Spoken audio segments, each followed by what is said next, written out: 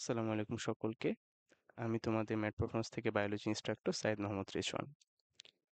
আজকের ভিডিওতে আমরা একটা টপিক সম্পর্কে আলোচনা করব, যেটার নাম হচ্ছে পত্ররন্ধ্রের খোলা এবং বন্ধ হওয়ার কিছু কৌশল। সো আমাদের স্ক্রিনে একটা আমরা চিত্র দেখতে পাচ্ছি। চিত্রের লেফট সাইডে যে চিত্রটা দেওয়া আছে সেটা হচ্ছে একটা খোলা পত্ররন্ধ্রের ছবি, এবং রাইট সাইডে যে চিত্রটা সেটা হচ্ছে একটা বন্ধ পত্ররন্ধ্রের ছবি।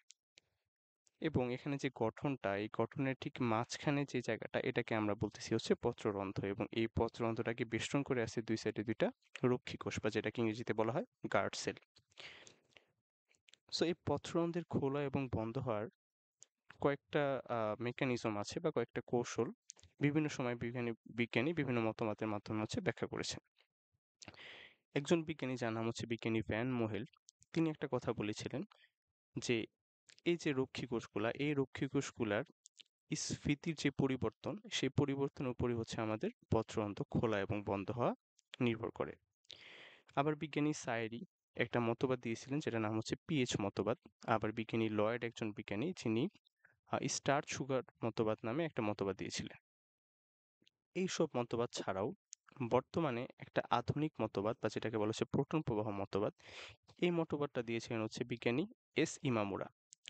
তো আজকে হচ্ছে বেসিক্যালি আমরা এস ইমামুরার যে আধুনিক মতবাদ বা আধুনিক যে প্রোটন প্রবাহ মতবাদ, এই মতবাদটা একটু আলোচনা করব। সো এই মতবাদে তিনি হচ্ছে একটা আয়নকে বা একটা আয়নের প্রবেশের উপর এই পত্ররন্ধ্র খোলা এবং বন্ধ হওয়ার কথা বলেছেন।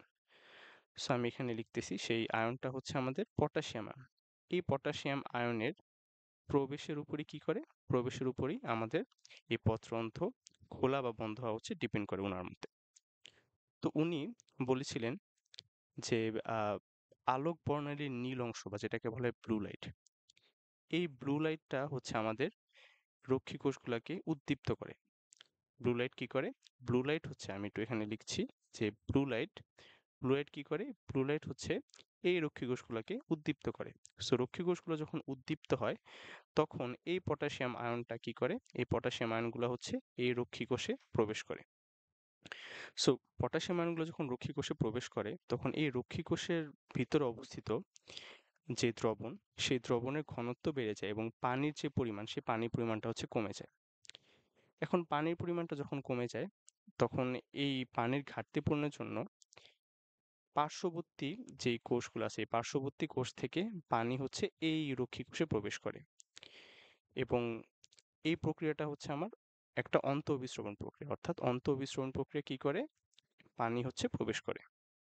সো এই অভিস্রবণ প্রক্রিয়ায় পানি প্রবেশ করার মাধ্যমে এই রক্ষী কোষের যেই স্ফীতিটা, এই স্ফীতিটা হচ্ছে বেড়ে যায়, অথচ রক্ষী কোষগুলো হচ্ছে স্ফীত হয়ে যায়, এবং এই রক্ষী কোষ স্ফীত হওয়ার মাধ্যমে আমাদের পত্ররন্ধ্রগুলো তখন খুলে যায়।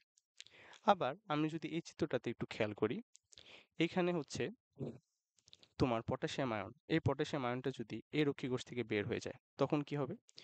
তখন হচ্ছে আমাদের এই পানির পরিমাণটা বেড়ে যাবে, এবং পানির পরিমাণটা যদি বেড়ে যায়, তখন পানিগুলো কি হবে? পানিগুলো হচ্ছে অভিস্রবণ প্রক্রিয়ার মাধ্যমে পার্শ্ববর্তী কোষে প্রবেশ করবে। হ্যাঁ, পার্শ্ববর্তী কোষে যখন প্রবেশ করবে, তখন এই রক্ষী কোষগুলো হচ্ছে আবার শিথিল হয়ে যাবে বা সংকুচিত হয়ে যাবে। আর আমরা জানি যে রক্ষী কোষ যখন সংকুচিত হয়ে যায়, তখনই পত্ররন্ধ্রটা বন্ধ হয়ে যায়। সো এই যে প্রক্রিয়া, এই প্রক্রিয়ার মাধ্যমেই উনি হচ্ছে বেসিক্যালি তার প্রোটন প্রবাহ যে মতবাদ, সেটা হচ্ছে ব্যাখ্যা করেছেন, এবং এটার মাধ্যমে হচ্ছে আমরা পত্ররন্ধ্র খোলা এবং বন্ধ হওয়ার যে ব্যাপারটা, সেটা হচ্ছে বুঝতে পারি। সো সকলকে থ্যাংক ইউ ভিডিওটি দেখার জন্য। আসসালামু আলাইকুম।